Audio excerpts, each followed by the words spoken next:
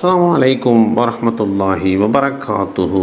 அல்லாஹ்வின் தூதர் அவர்கள், புறம் பேசுதல் என்றால் என்னவென்று உங்களுக்கு தெரியுமா என்று கேட்டார்கள். அதற்கு மக்கள், அல்லாஹும் அவனது தூதரும் நன்கறிந்தவர்கள் என்று பதில் சொன்னார்கள். அல்லாஹுடைய தூதர் ஸல்லல்லாஹு அலைஹி வஸல்லம் அவர்கள், நீ உம்முடைய சகோதரனை பார்த்து அவர் விரும்பாத ஒன்றை கூறுவதாகும் என்று பதிலளித்தார்கள். அப்போது, நான் சொல்லும் குறை என் சகோதரனிடம் இருந்தாலுமா புறம் பேசுதலாக ஆகும் என்று கேள்வி எழுப்புகிறார்.